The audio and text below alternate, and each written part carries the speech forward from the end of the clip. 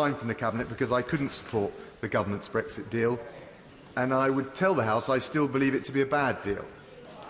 I also recognise that with the government purporting to take no deal off the table and its acquiescence in the extension of Article 50, that we potentially now face an even worse alternative that could reverse Brexit and betray our democracy. In extending Article 50 and signalling that it was taking WTO exit off the table, the government rather weakened its own negotiating position in Brussels, and I'm afraid it heartened some of those here in Parliament who are seeking to frustrate Brexit. I believe that decision, which was a choice, was a mistake, and as a direct result of that political choice, we now face a very real risk of the UK being forced to accept something akin to single market membership, losing control over our laws, our borders, and an independent trade policy. I'll make just a little progress. The course the government has taken gives rise to the very real concern that it would acquiesce in a further long extension, which on both sides of the Channel would be used to try and exhaust the UK into revoking Brexit altogether. That is something that I believe we must not entertain nor allow. In fairness to the government, I also recognise that they've provided some additional assurances at the domestic level that Northern Ireland will not be forced alone to follow EU regulations. That is of some value, although I well appreciate the concerns of those, not just on that side of the House, who are concerned that those assurances are not contained within the withdrawal agreement and therefore are not binding at the international level. And until we see the bill, it is impossible to assess the strength of those safeguards. Mr. Speaker, beyond those assurances, the unilateral declaration, the joint instrument relating to the exit from the so-called backstop, do not change our international obligations, and frankly they offer scant political comfort either. In all of this, however frustrating, I believe we need to proceed with some realism. The choice now is between the risk of being held in the backstop by the EU for a period without being able to control our exit, and on the other hand, a significant risk of losing Brexit altogether. Neither are palatable. Both could have been avoided if the government had shown the requisite resolve and will. And I appreciate that for many colleagues this presents a very finely balanced judgment call. I share the deep frustrations many feel at being presented with two such unsavoury alternatives. And Mr. Speaker, anger is not a political strategy. And in this fast-moving and fluid landscape, I believe we must assess the specific and tangible decision before us at this point in time.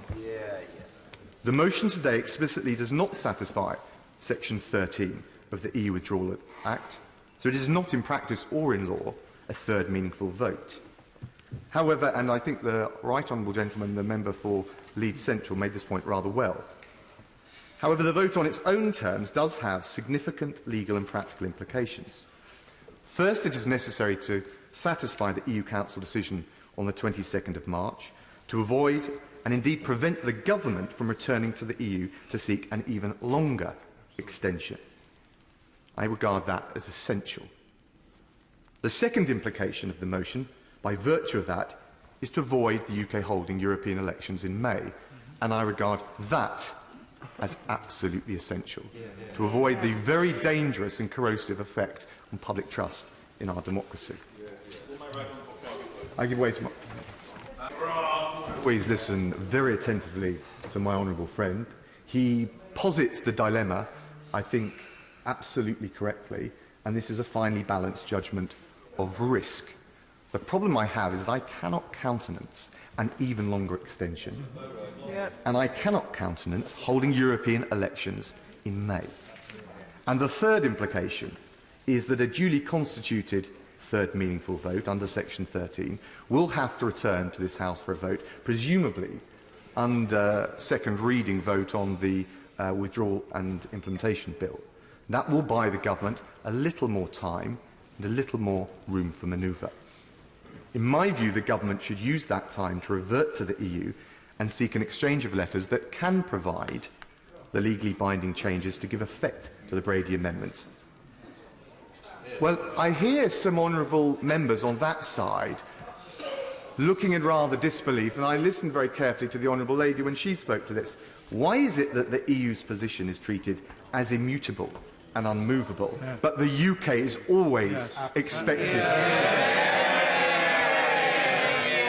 And I say to the House, I won't because of the time, and I say to the House that it is succumbing to that mindset, which is precisely what led us to this predicament in the first place.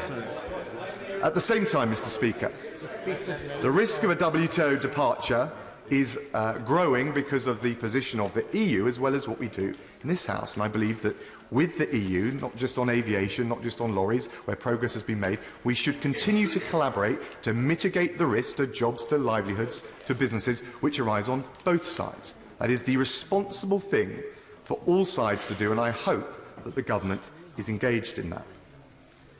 Of course, if the EU itself rejects all of these offers and overtures, it must take its responsibility for the consequences of its political intransigence in what follows.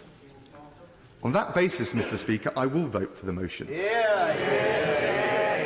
I will do so without prejudice to my position on the Section 13 meaningful vote to achieve two essential outcomes: stave off a longer extension and prevent European elections in May, and I hope the government can more vigorously pursue the reassurance we need on the withdrawal agreement and the political declaration to make the deal more acceptable to this House. Liz Kendall.